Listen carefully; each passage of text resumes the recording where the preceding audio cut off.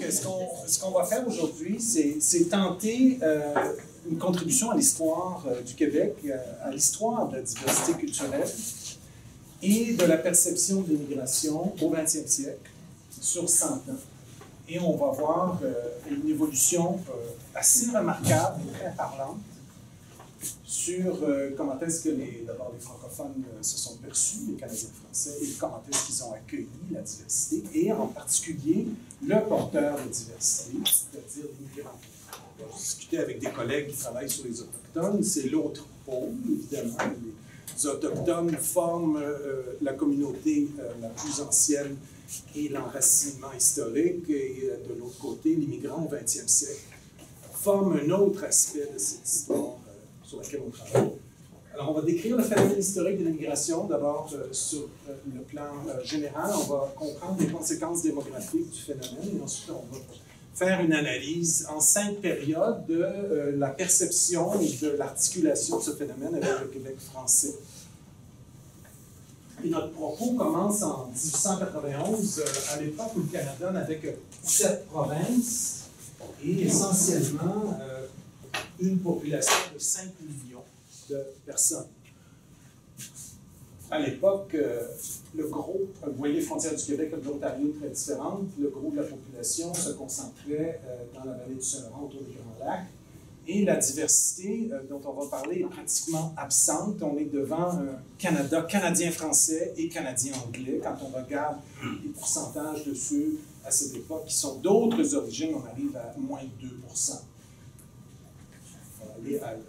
Bon, alors là, on a d'abord, c'est extrêmement important ce tableau. Je m'excuse de l'anglais, n'est-ce pas?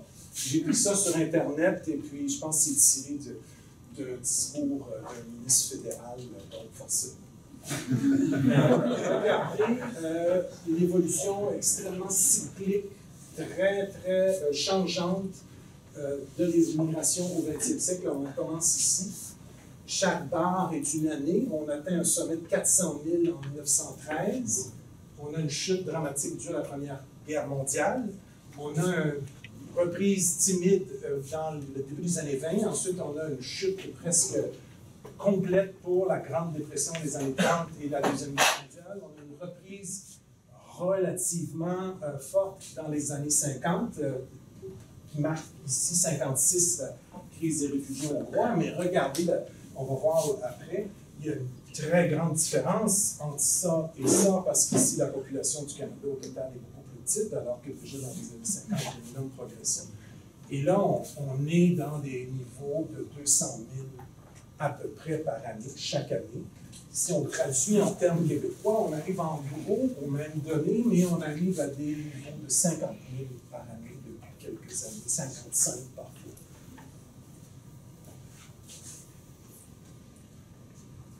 Alors, il faut projeter là-dessus le tableau suivant, la ligne verte, le taux d'immigration.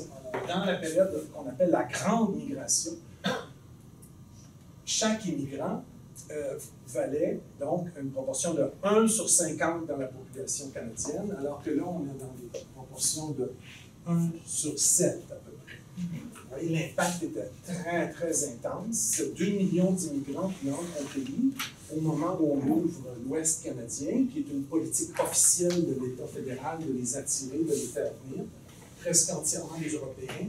C'est le moment clé de l'immigration canadienne, c'est le moment clé par rapport aux proportions. On atteint des proportions très, très importantes, et par rapport à l'impact à long terme. C'est pour vous dire que ce n'est pas un phénomène d'hier. C'est un phénomène du 20e siècle. Dès le début, le 20e siècle s'ouvre sur cette grande vague migratoire. Et ici, on a le portrait, la photo. Vous voyez l'île d'Orléans, pointe des Villausons, un de ces navires qui arrive dans le port de Québec chargé d'immigrants pendant la grande vague migratoire.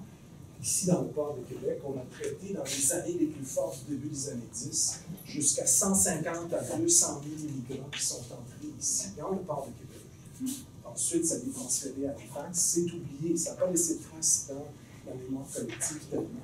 Et c'est la révolution des transports qui permet le grand changement, l'arrivée de cette vague migratoire, parce que maintenant, à partir du début du 20e siècle, On a des bateaux d'une qualité telle qu'on peut traverser l'océan en 2 à 3 semaines à partir de l'Euro.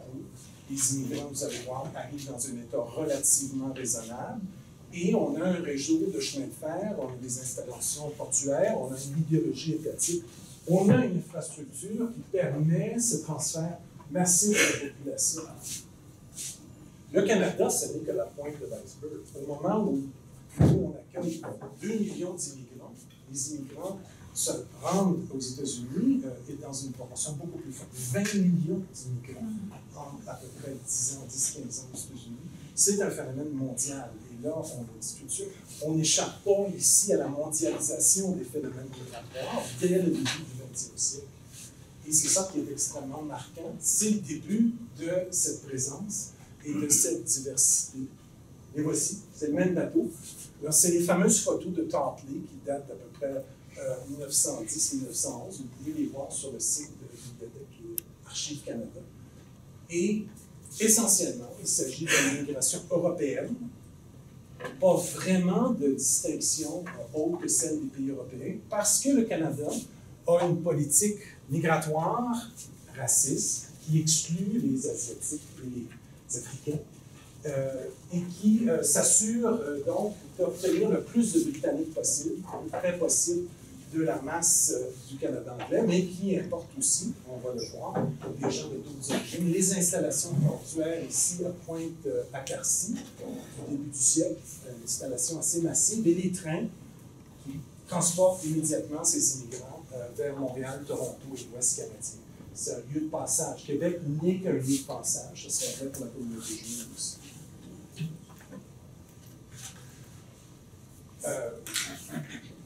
C'est des gens qui descendent d'un parcours transatlantique, ils ne semblent pas ébranlés, épuisés, affamés, malades.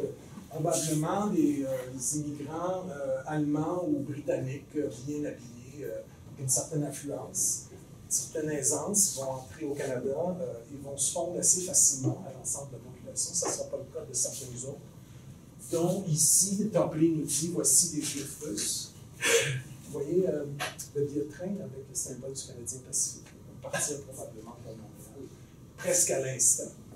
Mais assez bien habillés, avec des tissus faits à la machine, probablement frères et sœurs, ça ressemble beaucoup, on n'est pas sûr, et qui vont rejoindre les parents ou des proches à l'intérieur du pays. Et aussi, regardez le contraste, les immigrants habillés en peau de bête, issus des milieux ruraux, probablement de la Yougoslavie, des gens qui quittent le sol pour aller cultiver de nouvelles terres dans l'Ouest. Donc, il y a une grande variété. À l'époque, c'était le signe d'une très grande différence culturelle juive, d'être issus de ces communautés par rapport aux Anglo-Britanniques, ou par rapport aux Canadiens français, ou par rapport à l'Europe de l'Ouest en général. Et il va y avoir donc ce type de communauté qui va s'installer, produisant pour la première fois un milieu canadien où les Canadiens français et les Canadiens anglais ne sont pas la majorité. La Saskatchewan et l'Alberta fondée en 1905. Alors, regardez l'impact de cette vague migratoire, on le voit ici. Là. Et ensuite, une autre vague après-guerre, plus les baby boomers, on part à la Confédération d'une population d'un peu au-dessus de 3 millions, on a aussi 35 millions.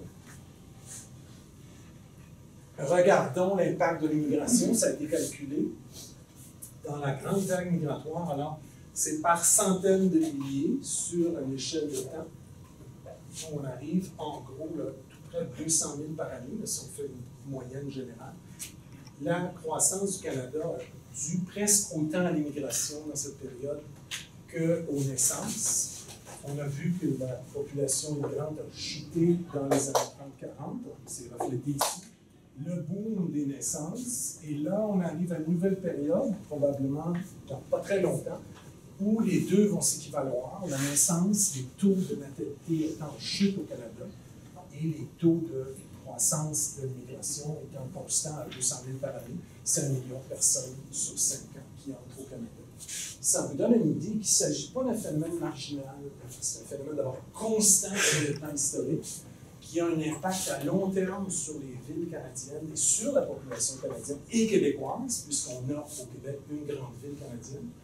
Et c'est une croissance, c'est une influence complexe à mesurer, parce que sur un tableau comme ça, on n'a pas idée de toutes les différences, de toutes les situations historiques, de tous les contextes politiques qui font que, d'une part, les immigrants quittent l'Europe ou d'autres pays ou d'autres continents, et ensuite s'installent ici au Canada. Ça, c'est un petit peu plus difficile. Par décennie, le nombre d'immigrants, alors, vous avez ici au pays, on est rendu à près de 6,5 millions de Canadiens qui sont nés à l'étranger à différentes périodes historiques. Il ne s'agit pas des immigrants récents nécessairement. Et notre taux de pourcentage, le pourcentage d'immigrants au Canada a oscillé entre 23 et 16-17 %. On approche 20 % de nouveau. Un Canadien sur 5 est d'origine immigrante. C'est un des taux les plus élevés au monde, plus élevé que les États-Unis, 2 fois plus élevé que les États-Unis, à l'exception de cas très particuliers comme Israël, entre autres, des pays très très nouveaux qui ont accueilli une immigration très très très forte depuis 25 ans. Et au Québec, on est plus proche de 10 %. Historiquement, le Canada performe plus fort que le Québec, c'est-à-dire qu'en pourcentage, en influence, en impact, on est, si on fait seulement le Québec, on arrive plus proche d'un taux américain de 10 %. Aussi, des nombres plus limités, ce n'est pas le tiers, c'est souvent le quart ou le cinquième du Canada.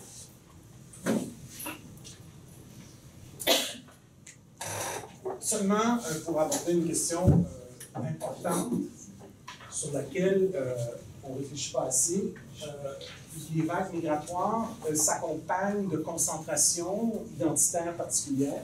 Alors, fin 19e, ça a surtout été en anglais que les immigrants se sont manifestés et sont intégrés. Les immigrants débarquaient avec une connaissance assez fine de l'anglais, où étaient les anglophones, les Britanniques. Ensuite, dans la grande vague migratoire jusqu'à la Deuxième Guerre, c'est le yiddish qui a été la langue dominante des immigrants. Troisième langue à Montréal pendant un demi-siècle, après le français et l'anglais. Après, ça a été l'italien dans l'après-guerre. Et là, on est dans une période où l'espagnol et l'arabe sont fortement présents. Ça a un impact dans le milieu scolaire. L'immigrant qui envoie ses enfants à l'école, qui s'exprime dans le marché du travail, parle une de ces langues successivement. Donc, on est devant un renouvellement cyclique et systématique des identités immigrantes. Et probablement que le chinois va prendre une place, comme au Canada ailleurs, le chinois va arriver peut-être à prendre une place sur ces échiquiers, une place très importante aussi. Ça, c'est 50 % de l'immigration québécoise. Entre 2007 et 2011, il y a un seul pays d'Europe, la France. Un seul pays où le français est langue maternelle, la France.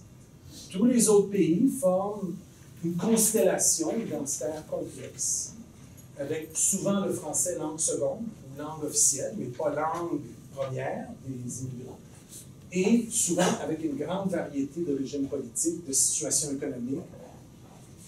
Et c'est ce qui permet cette diversité à l'intégration de fonctionner. Quand les niveaux de concentration d'une communauté deviennent très élevés, si la moitié des immigrants sont d'une origine en particulier, peuvent résister longtemps, peuvent se regrouper dans les milieux, dans les écoles. Là, avec une diversité aussi grande, ça nous assure que quand le français est déclaré langue commune du gouvernement, des Québécois, des milieux scolaires, ça nous assure qu'il y a donc plus facilement conformité au niveau de toutes ces expériences variées. Et les conséquences sur Montréal, sur l'îlot, le microcosme montréalais. On est actuellement au tiers de la population montréalaise qui est d'origine immigrante à diverses périodes de l'histoire. Il y a des gens qui sont arrivés dans les années 50, d'autres dans les années 70, d'autres plus récemment. Et Toronto est à 50 %. Là, on atteint des niveaux remarquablement élevés à l'échelle mondiale. Pensez Paris ou Londres ou New York. New York un peu plus, New York a eu des immigrations aussi massives. Ça commence à avoir un impact. Ça veut dire que certains quartiers, certains milieux scolaires, certaines institutions ont essentiellement des clientèles migrantes. Essentiellement, l'obligation d'offrir des services dans de grandes diversités de langues et de contextes religieux et culturels. Répartition au Québec. Oui, région métropolitaine de Québec, vous voyez que vous n'êtes pas dans le haut du palmarès. C'est un phénomène de banlieue, c'est un phénomène montréalais, très marqué. Les autres régions métropolitaines et les ports des régions métropolitaines. Et c'est un des problèmes de l'immigration au Québec. C'est une des difficultés. C'est que quand toute la réalité, pratiquement, est montréalaise, faciliter la capacité d'intégration devient plus difficile. Ça a deux activités. Et aussi, ça démobilise des milieux où l'immigration est relativement, ici comme ici, relativement limitée. Ça rend plus difficile la discussion de cet enjeu ou la mise en application de cet enjeu. Les parcours des immigrants, et c'est pour ça que le ministère envoie des réfugiés en région, le parcours est plus individuel. La personne arrive sans communauté, ne trouve pas nécessairement autour d'elle des appuis collectifs, des appuis organisationnels dans sa langue, dans sa religion, dans sa culture d'origine, alors qu'à Montréal, presque plus. Bon, là, c'est un petit peu plus flou, je m'excuse, le dossier est moins performant, mais vous voyez, quand on prend le Grand Montréal pour 2011, on arrive au quart. Pour ailleurs au Québec, on arrive à quelque chose d'assez marginal en 2011, 3% de cette population immigrante. La projection d'ici quelques années, c'est une hausse constante de ce chiffre à Montréal pour atteindre grande région de Montréal, 30%. Ça veut dire que sur l'île, on va atteindre 40, 45, peut-être presque 50, et pas vraiment une grosse croissance. Si on avait cet enjeu égal au Québec, dans les grandes régions du Québec, entre autres ici, où se discutent des lois d'immigration à l'Assemblée nationale, où les politiciens qui prennent des décisions sont moins au courant, en contact, et ne viennent pas de la région montréalaise, il y aurait peut-être une prise en charge plus vaste de cette question. On va voir que ça a des conséquences sur la perception, sur la compréhension que le Canada français va développer de l'immigration relative aussi.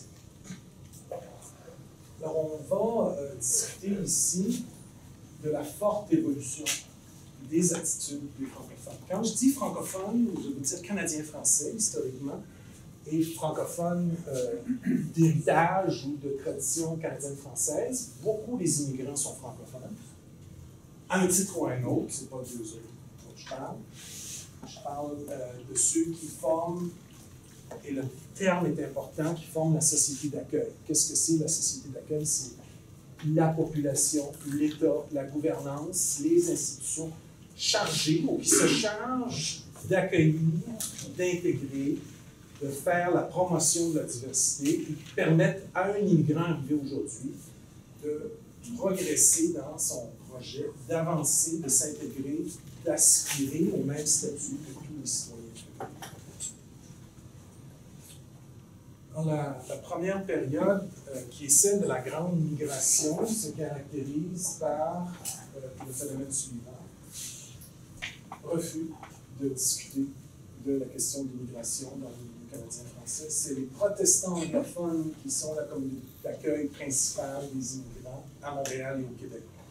Pensez aux conséquences de ça. Ça veut dire que les immigrants vont être appelés, oui, je vais donner l'occasion de poser des questions, les protestants anglophones de Montréal vont se déclarer la communauté qui a la charge d'accueillir cette grande vague migratoire. Et ils vont accepter dans leurs écoles la presque totalité de ces immigrants au départ. Les Canadiens français, vous allez voir un texte d'Henri Bourassa dans un instant, considèrent que l'immigration est un phénomène nuisible qui réduit le poids des francophones au sein de la Confédération. Il y a une résistance politique à l'immigration, il y a une résistance à intégrer les immigrants dans la société. Et les institutions francophones n'interviennent pas. L'école, par exemple, les paroisses à cette époque, les milieux journalistiques, les universités ne tiennent pas vraiment un discours sur cette question. C'est le point de départ. Vous comprenez qu'à l'occasion d'une vague aussi importante, ça va laisser des traces à très long terme. C'est-à-dire que cette population qui arrive au bout du siècle et qui va s'installer en partie au Québec, va recevoir le message que, même à Montréal, c'est par l'anglais que va se passer l'intégration et que le Canada anglo-protestant est le modèle. En 1903, ici au Parlement de Québec, passe une loi provinciale, donc de juridiction provinciale relativement à l'éducation des Juifs. On déclare, et c'est resté jusque dans les années 70, Juifs seront protestants aux fins de l'éducation. Pourquoi? Parce que la question religieuse, on va revenir là-dessus, la question religieuse est le phénomène identitaire dominant. L'Église, et je ne blague pas, je suis allé aux archives du diocèse de Québec, et on trouve dans les documents canoniques la mention claire qu'on ne peut pas éduquer les enfants juifs avec des enfants catholiques. Systématiquement, on exclut des écoles francophones tous les non-catholiques. Ce qui a les conséquences qu'on sait quand on lit, par exemple, Mordecai Richler en anglais. La perception de Richler du Canada français découle de ce refus d'intégrer et de cette incapacité de considérer une place pour cette vague migratoire. Bourassa, le devoir 13. Le devoir vient d'être fondé 3 ans.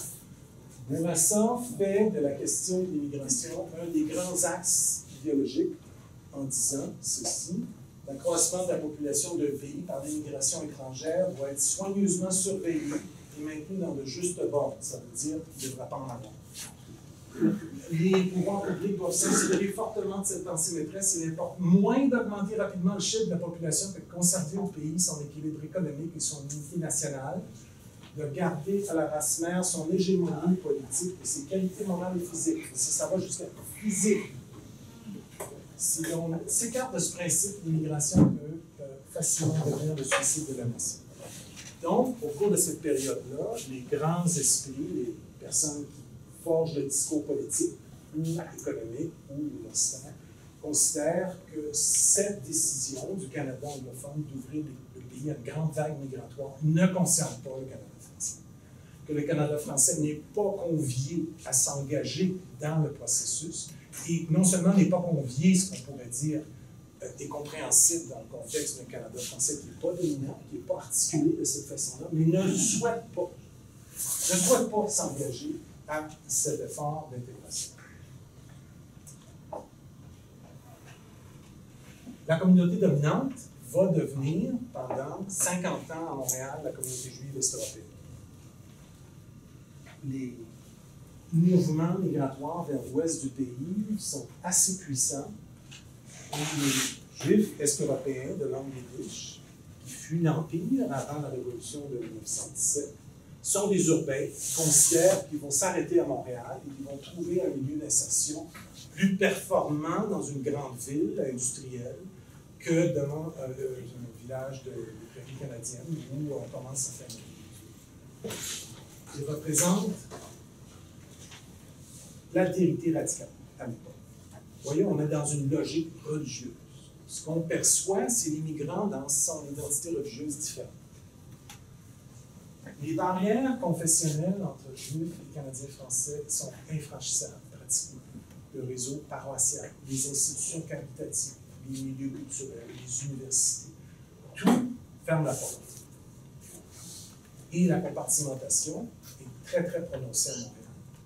Les anglo-protestants acceptent la présence juive, mais repoussent la présence juive dans certaines écoles où ils sont entièrement entre eux. Vous verrez Mordecai Richler sur les côtes d'Ironville, sur la rue Saint-Urbain au Coin-de-Rochelle. Il n'y a pas d'étudiants protestants dans l'école. Il n'y a que des juifs et quelques grecs, quelques sœurs. Donc, l'anglicisation des immigrants dans cette période est presque universelle. Il n'y a pas de participation, il n'y a pas de mobilisation, il n'y a pas d'association du fait Canada français avec l'immigration. Les deux phénomènes se repoussent mutuellement. Le Canada français ne voit pas ça, ou ne veut pas voir ça, ou souhaitent que ça disparaisse, que ça s'en aille du côté anglo-britannique de Montréal. Et vous comprenez que quand la loi 101 arrive en 1978, les Juifs, qui sont arrivés dans cette période également, vont être maintenant des gens qui sont allés à l'école anglaise, de langue maternelle anglaise, et ils vont pouvoir réclamer le droit d'envoyer leurs enfants légalement à l'école anglaise. Le moment de l'intégration et du transfert linguistique est extrêmement important sur le plan historique. Cette position détermine, avant la guerre, en fait, la raison pour laquelle, pendant très longtemps, c'est en anglais que les masses migratoires, l'intégration va se faire. Remarquez que les anglo-protestants pratiquent aussi l'antisémitisme d'une façon assez soutenue, par exemple à McGill ou dans les milieux sociaux plus recherchés, mais consentent à faire l'intégration linguistique des Juifs et des autres immigrants. 3. Alors, c'est tiré de Georges Pelletier, Le Devoir, en 1939. Vous connaissez Kristallnacht? Novembre 1938, l'incendie de 200 synagogues en Allemagne par le régime nazi, la nuit de cristal. Au lendemain de la nuit de cristal, se pose la question, les Juifs allemands, très éduqués, classe moyenne, vont quitté l'Allemagne. Et la réponse du Devoir, c'est ceci: ayons pitié des réfugiés, des exilés, Juifs allemands, soit secourons-les, soit secourons-les. Commençons néanmoins par protéger le Canada. Les Canadiens de vieille souche, avant tout groupement d'étrangers plus ou moins assimilables.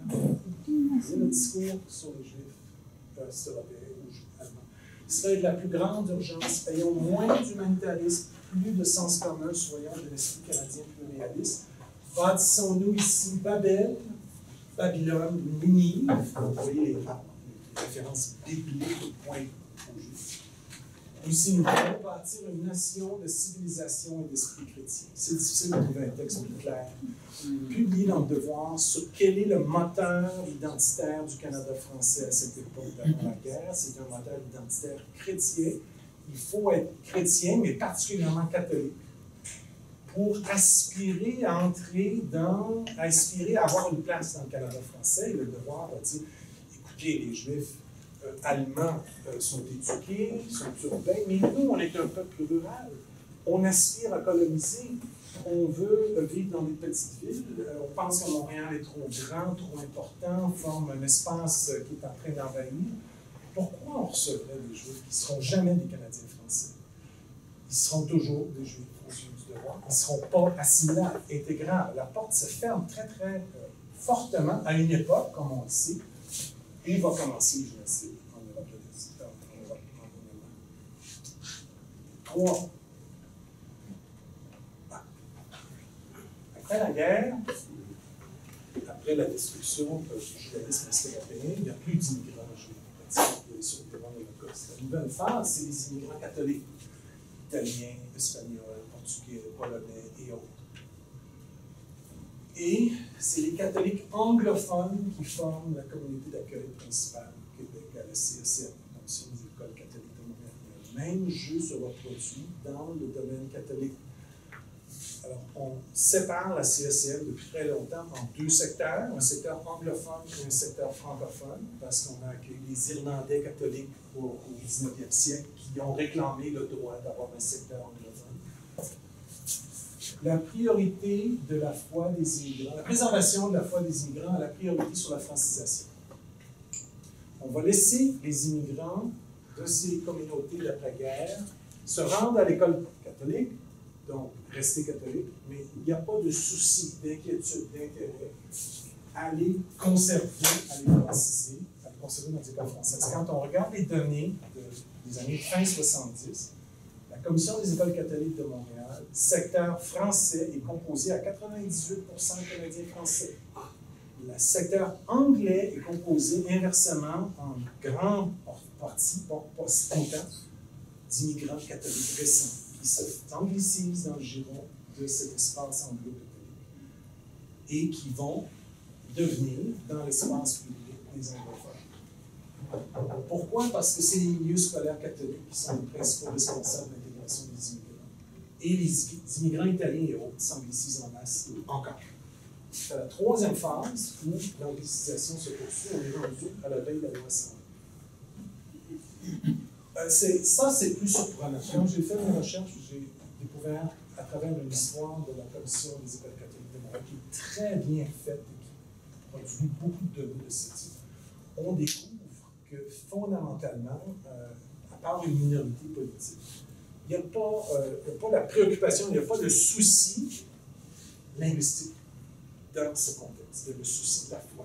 On est encore dans une sphère où la religion, l'appartenance confessionnelle des immigrants dictent leur parcours. Laurando, le devoir 54. Première mention sérieuse du début d'une préoccupation relativement à l'intégration des immigrants. Il semble que ni le gouvernement provincial, ni les masses n'ont encore pleinement modifié leur attitude devant les migrants. On est en pleine vague migratoire. La réaction la plus générale serait l'indifférence, c'est parfois la vieille hostilité traditionnelle. En particulier, l'État provincial n'a rien accompli. Voyez-vous, le jugement est clair de l'indifférence. Cet homme déraciné, inquiet, souvent malheureux, nous devons apprendre à l'accueillir fraternellement. On est encore à plusieurs décennies d'avoir ça. L'exhortation est là, au milieu du désert. C'est Jean-Baptiste qui parle. Laurando prend conscience, parmi les éditorialistes du devoir que j'ai parcouru jusqu'à la fin du règne de Filion en 60. Il est le seul qui mentionne à l'occasion, fait part d'une certaine compassion et d'une certaine préoccupation. Il n'y a pas d'autres voix qui sont élevées jusqu'à la fin des années 60. Il faut attendre la loi 101. Deux choses. Le Québec francophone forme la communauté d'accueil principale des immigrants par la Charte de la langue française. Les enfants des immigrants doivent être dirigés vers l'école française. Ça n'arrivera qu'à partir de 1985. 30 ans. Il y a 30 ans.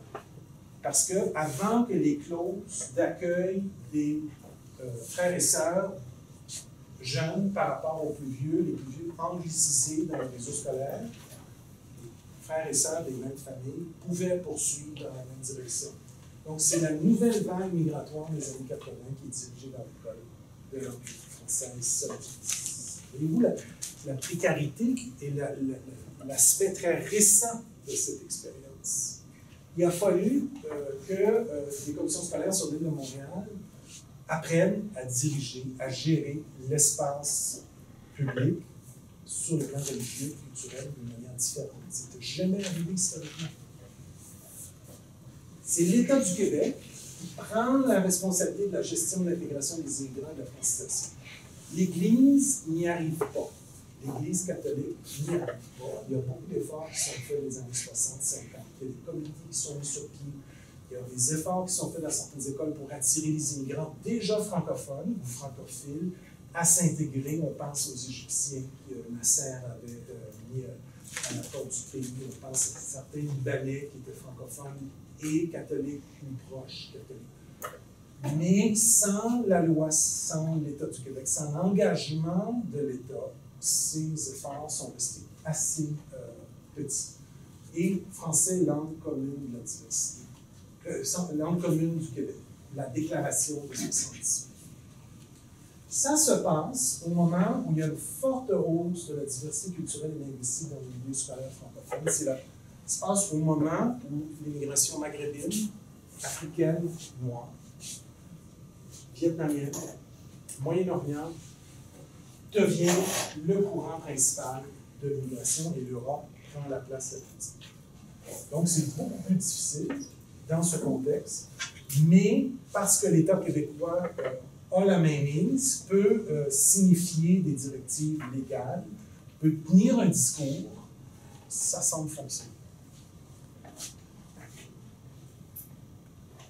Et là, on est dans une période que j'ai qualifiée d'hésitation interculturelle.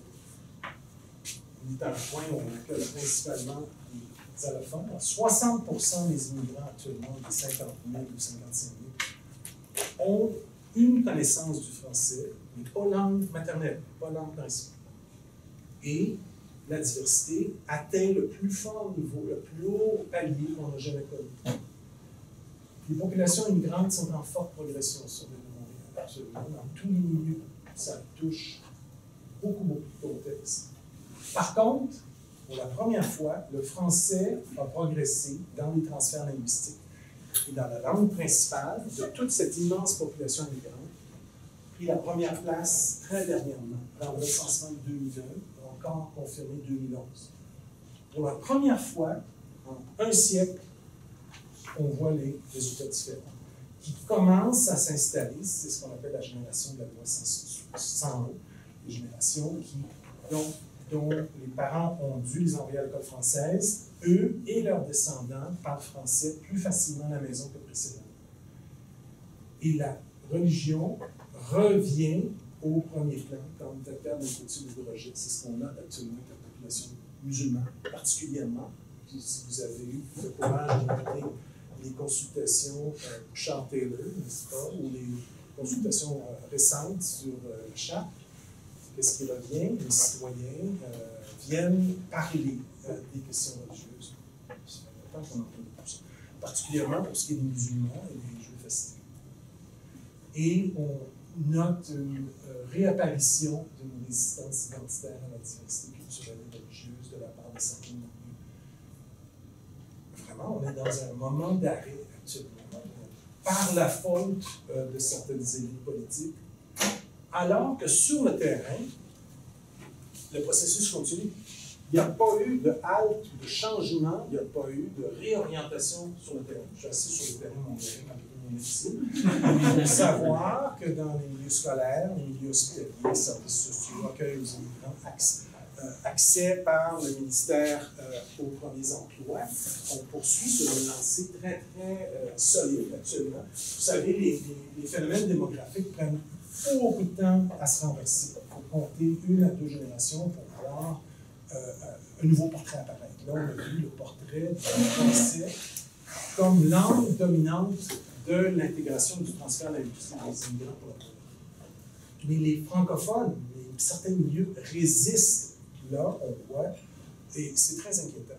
C'est très inquiétant parce que le discours ne correspond pas à la réalité sur le terrain. Et apparaissent des porte-paroles de tout ordre, je nomme personne, dans toutes sortes de contextes qui répètent que l'intégration est un échec, que les conditions de cette intégration ne sont pas réunies et qu'on va vers le chaos. Alors que sur le terrain, le point 4, c'est encore, à mon avis, encore vrai.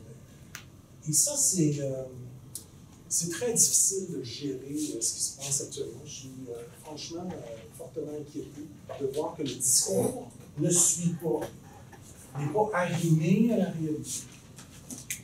Particulièrement, je suis inquiet de voir qu'on a 3 outils extrêmement importants pour poursuivre l'intégration des immigrants dans le contexte actuel. On a la Charte des droits et libertés du Québec, 75. Charte de la langue française. Et on a les lois relatives à l'immigration et l'intégration, les attentes fédérales provinciales relativement à la sélection des immigrants, qui sont très performants, ces outils. Entre autres, plus le code civil ici. Je vous pose la question. Ça ne semble pas être perçu dans le discours. Le discours est séparé, décollé. Certains discours ne correspondent pas à la réalité. Vous avez entendu les propos sur les musulmans, dans certains cas, c'est vraiment honteux. Parce qu'on n'a pas la capacité d'accueil, d'ouverture, on tient des propos qui sont transmis et vraiment qui font le contraire de faciliter l'intégration, le contraire qui nuise. Les conclusions. Si on regarde cette histoire sur un siècle, on voit tout le temps que le Québec francophone met pour assumer ses responsabilités en matière d'intégration. Dans une société, si on accueille de l'immigration, il faut assumer le discours, le poids, la responsabilité de l'intégration. Si une société se dit ça sera fait par un autre palier de gouvernement ou par une autre communauté, bien, évidemment, on se retrouve vite dans un cul-de-sac. Le tournant est venu seulement avec le basculement identitaire du religieux vers le linguistique. Je vais m'expliquer, on est devant encore un phénomène à très long terme, c'est quand les francophones ont cessé de mettre leur identité catholique à l'avant-plan. Changer de religion, c'est très difficile. Apprendre une langue, c'est beaucoup plus facile. Alors, on est devant des phénomènes où le religieux était considéré comme fondateur de l'identité des Canadiens français, et tout le monde a le droit de croire à quelque chose, c'est pas une question. Mais dans le discours public, on était catholique, Canadien français. Quand, avec la Révolution tranquille, ça se renverse, et avec les lois linguistiques, on devient d'abord tributaire d'une identité linguistique francophone en Amérique, là s'ouvre un espace de négociation pour la première fois, ça fait pas très longtemps. Donc, l'immigration est un enjeu qui fluctue au gré des perceptions que les francophones ont d'eux-mêmes. C'est ça que moi j'ai trouvé le plus marquant. Les francophones eux-mêmes sont situés dans un axe identitaire qui rend l'intégration très difficile, tant que le discours religieux, vous savez de quoi je est tenu de manière systématique. Passage de minoritaire à majoritaire dans certaines sphères de responsabilité. Finalement, l'accueil des immigrants doit être arrimé aux droits fondamentaux de la personne. Si ce n'est pas acquis, si on n'arrive pas à ce point, et sans réticence et sans arrière-pensée et sans discours contraignant, on ne peut pas prendre la responsabilité de l'intégration. Parce que forcément, cette intégration est liée à travers une série de complicités identitaires. Et ça doit s'accompagner d'une ouverture face à la diversité culturelle et religieuse non négociable. Si c'est négociable, c'est vrai pour certaines communautés, mais pas pour d'autres. Ou si on est réticent face à certaines communautés, on ouvre des brèches qui font que l'édifice s'effondre. Il y a des failles qui empêchent l'édifice de résister, de rester sur des bases idéologiques solides.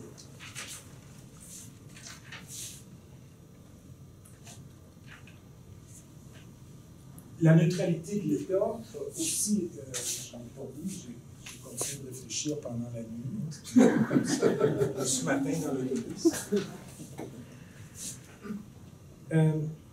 La difficulté a été de séparer la sphère publique de la sphère privée. L'État est neutre, l'État porte une identité qui n'a pas de rapport avec la religion et culturelle, propose une langue commune, mais pas une langue maternelle. Mais les citoyens, eux, nous, les citoyens, on est libre, on n'est pas contraints par cette situation de manière fondamentale et légale. On peut, nous, citoyens, exprimer les différences. Et c'est cette articulation-là qu'on trouve très difficile à faire.